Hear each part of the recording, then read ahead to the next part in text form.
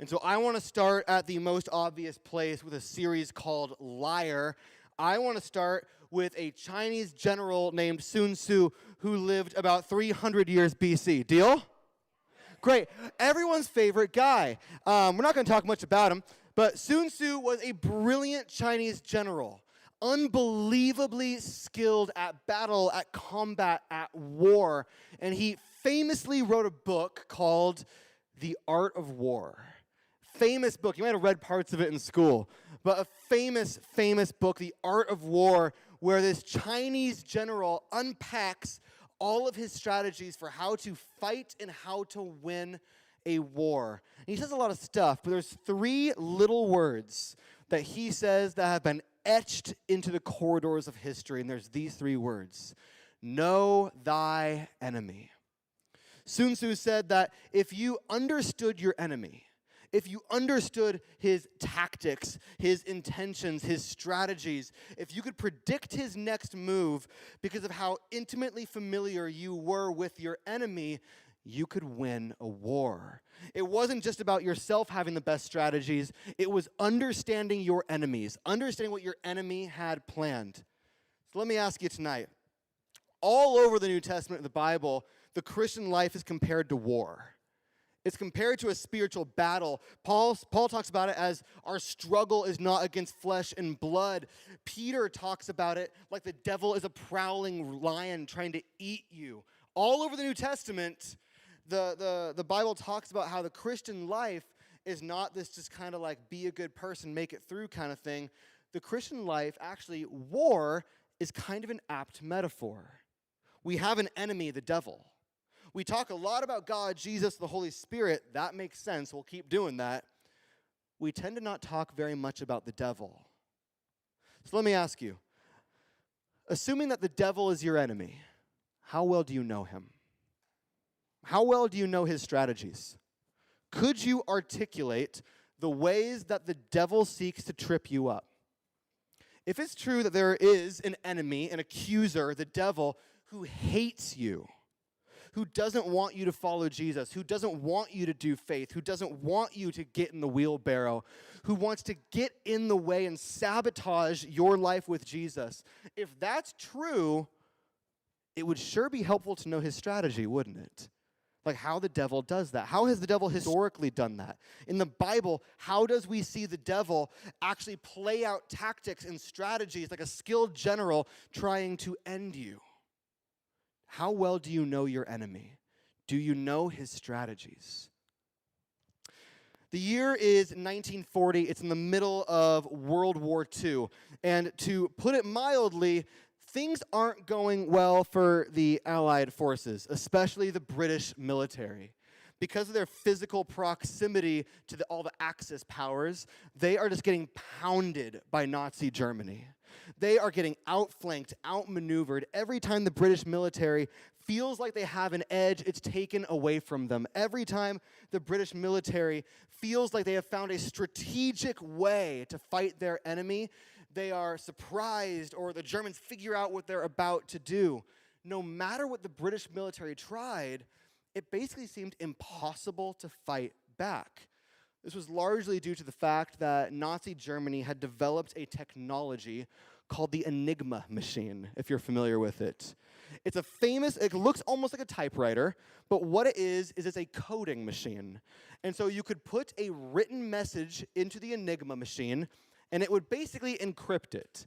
It would turn it into a coded message that unless you had, for yourself, an Enigma machine and knew how to use it, you couldn't read the message. And so what Germany would do is they would encode all of their messages through the Enigma machine. And so even when Allied forces were able to intercept a message from a German general to forces or whatever, they couldn't read it because they couldn't crack the code. And this was a brutal disadvantage for the British military.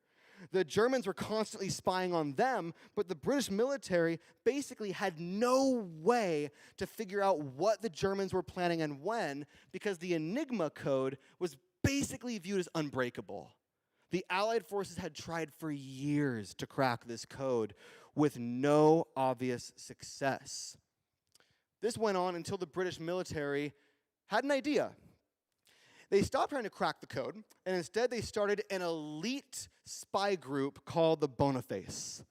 These Boniface spies became famous overnight as the most elite spies in the world. They were so secretive, so skilled at their craft, that not a single one was ever captured in war. In the entirety of World War II, not a single Boniface spy was ever taken captive. In fact, there is no name that has ever been released of a true Boniface spy. And they were effective.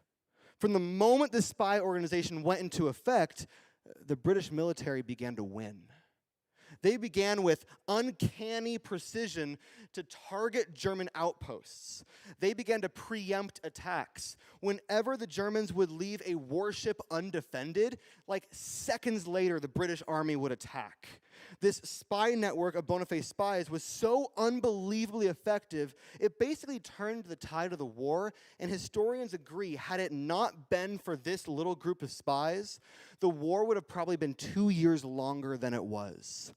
An unbelievably elite, powerful spy organization.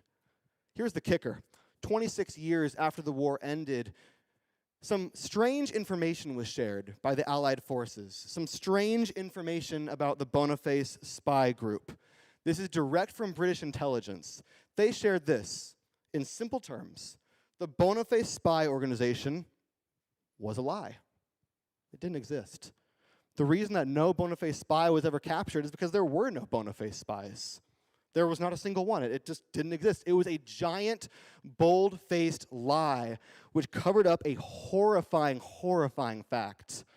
The British had cracked the Enigma code only a few years into the war. They had built their own Enigma machine. They had cracked the German code. And instead of tipping their hand and showing their enemy that they had cracked their code and let them create a new one, instead the British military created a fake spy organization to take all the success for their knowledge and information. Isn't that clever? Super clever. Before the British would receive a communication that was encrypted, they would de-encrypt it, realize, oh, this very significant enemy warship is going to be over here, we should go sink it. Instead of just going and sinking it, they would fly a Boniface spy plane overhead first.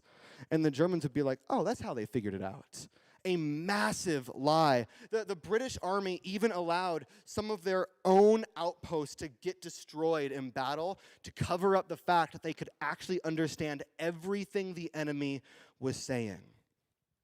A simple little lie shortened a war by 2 years. The power of a lie. Let me ask you, what's the goal of a lie? To bend the truth, to put false ideas in your head? No, the goal of a lie is to get you to live in a false reality. That's what the goal of a lie is, right? A lie doesn't do you very good unless it changes reality for someone else. If you're little and you took a cookie from the cookie jar, I don't know why this is the example, but everyone uses it. I never had a cookie jar. When you're little and you took a cookie from the cookie jar and your mom's like, did you take a cookie? And you're like, no, you lie.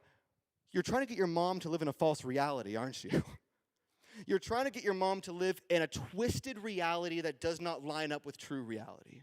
You're trying to get your mom to live in a reality in which you are not guilty. If you take your parents' car out and you put a scratch on the side of it and you get it home and your mom's like, what happened? And instead of being like, oh, I saw a dog that was cute and so I hit the curb. Instead of saying that, you're like, I don't know. I came back to it. It was in a parking lot and someone had scratched it. I don't know. I'm a victim.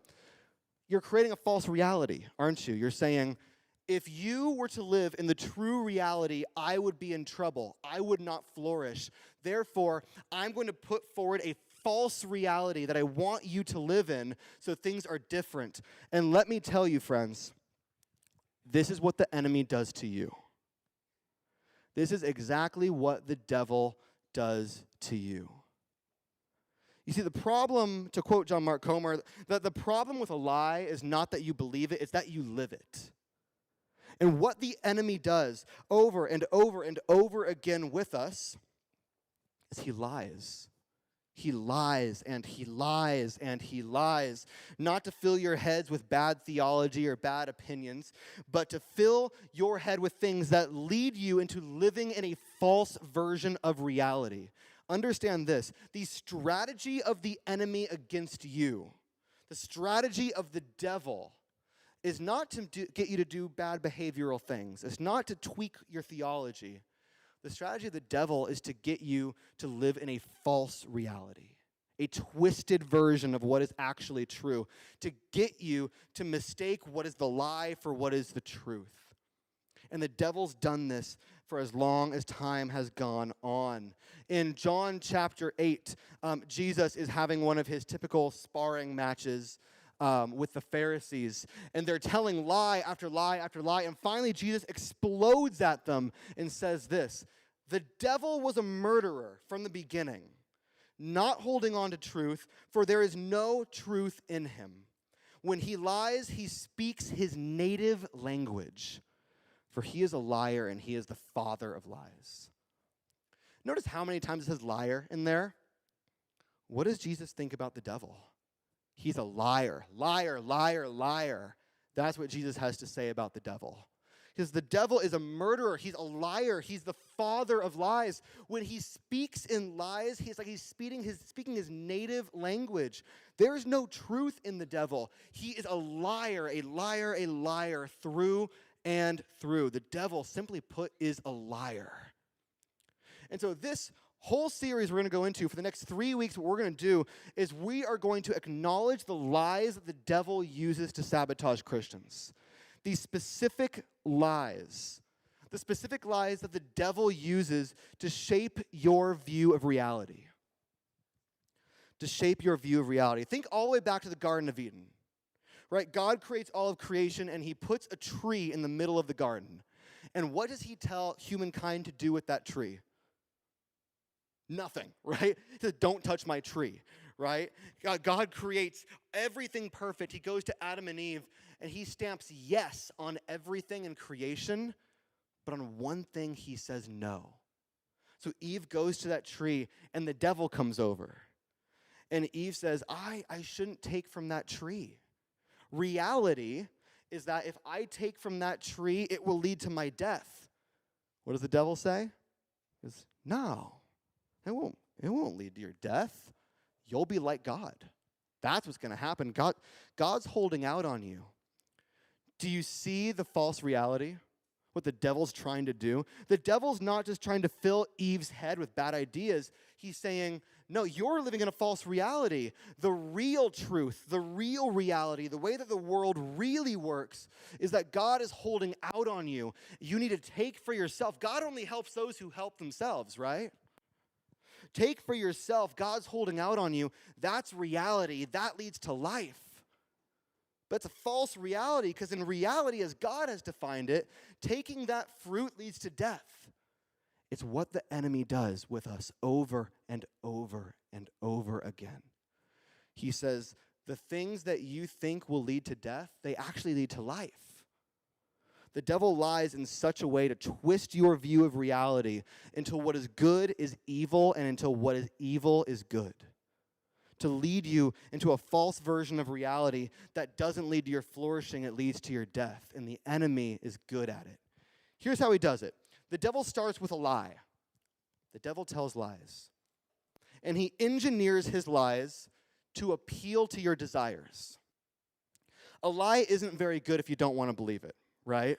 A lie has to appeal to your desires. So the devil does, he creates a lie and he makes it tempting. He makes you want to believe it. The devil doesn't tell lies that aren't very fun to believe. The devil tells lies that on the surface seem like they'd be a lot of fun to believe. Wouldn't you like this to be true? And then here's the kicker. And here's why many of us are kind of like, well, I can't remember the last time the devil showed up in my living room and lied to me. The devil normalizes his lies in culture. The reason the devil is such a dangerous adversary, the reason he is an adversary at all, the reason we need to talk about the devil like this, give him some attention for a minute so we can understand his tactics and his strategies, is that he's sneaky. He tells lies that appeal to what we want, and then they become normalized in culture until we just assume everybody thinks that way. The lies of the devil don't look like these fiery red letters etched in the sky that tempting you to believe them. It's not like a demon tapping on your shoulder.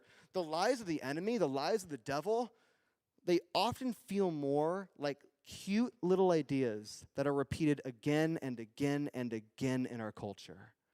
Little ideas that sound right on the surface, but once you push on them just a little bit, you start to realize these things don't lead to flourishing, they lead to death. We've been tricked.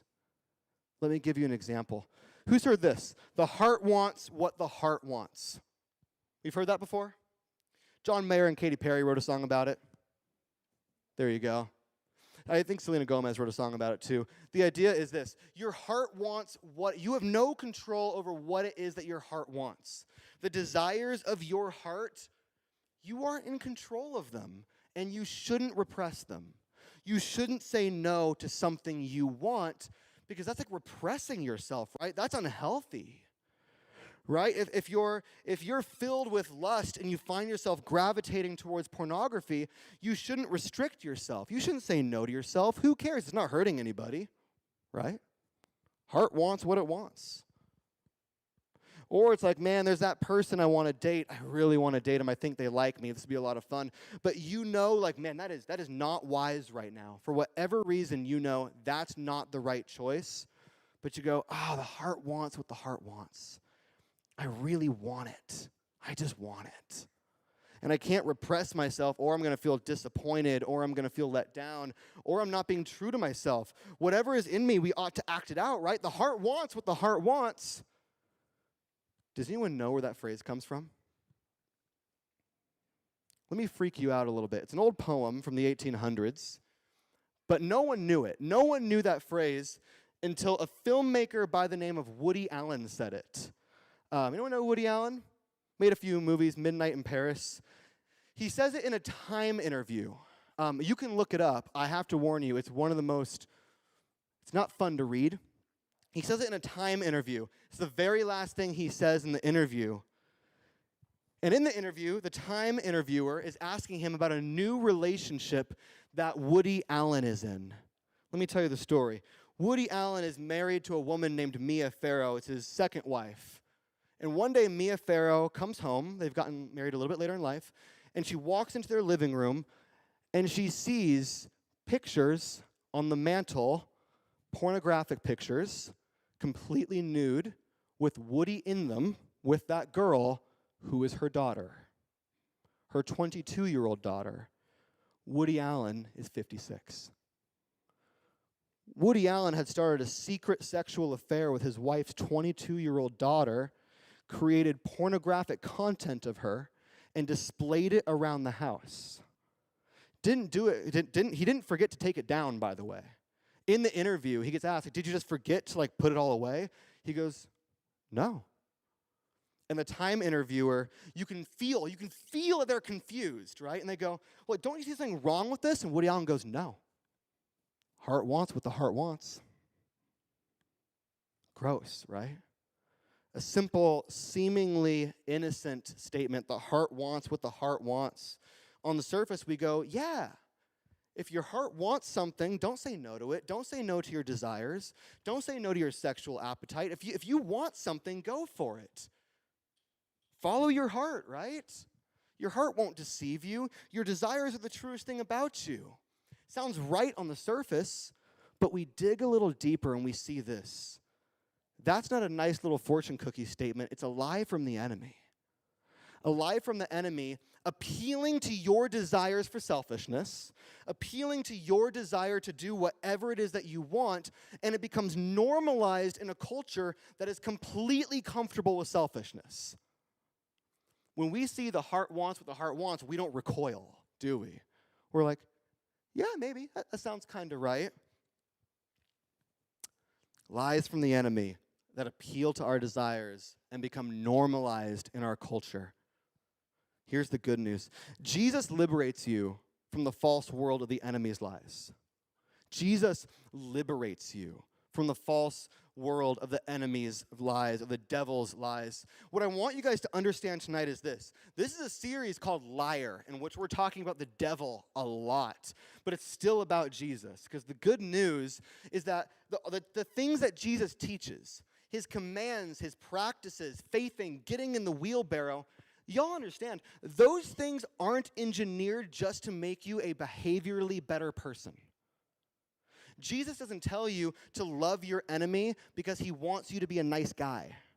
Jesus tells you to love your enemy because it is deconstructing a lie from the enemy that says hating your enemies is good. They deserve it. Jesus doesn't tell you to go the extra mile for someone, to lay down your cloak for them, that even when they hit you, turn the other cheek. Jesus doesn't tell you to do that so you'll be a more peaceful person. Jesus tells you to do that to resist the lie from the enemy that violence is a good answer to violence. The commands of Jesus, the things Jesus tells you to do, all those moral commands, they aren't there to make you a nicer, more Christian-y, kind of cute little church kid. They are there to get you to live in the real world. The commands of Jesus, the way of Jesus, faithing, getting in the wheelbarrow, that's not intended to make you more moral. It's intended to make you real. It's intended to say, here's the real world and how God has designed it. I invite you to live in it. The enemy, he's trying to sell you a bill of goods. He's a liar through and through. Lies are his native tongue. He's trying to trick you. He's trying to manipulate you, get you to live in a false version of reality in which his way leads to flourishing.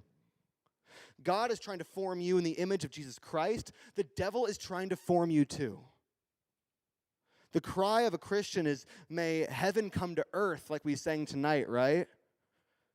The cry of the devil is, may hell come to earth. And it starts with you living in a hellish, false world that you think is a good one. Friends, in this series, what we're going to do is we're going to hold up the lies the enemy tells that become normalized in culture. I'll tell you the 3 lies right now. I wasn't thinking about doing this. Lie number 1 is you can have it all. Life is all about including as much stuff as you want, balance it as best you can. Life is about including as much as you can. Lie number 2 is live your truth. You do you. Lie number 3, and bear with me, is my body, my choice, which talks about a lot more than abortion. Those are the 3 lies we're going to contend with, and with each one, we're going to hold up that lie. We're going to do kind of like a cultural biopsy on it, where we take a little piece of it out, we put it under a microscope, and we say, what does this really lead to? Is this really true? And then what we're going to do is we're going to talk about how the way of Jesus actually liberates us from that false world and actually empowers you to resist the devil.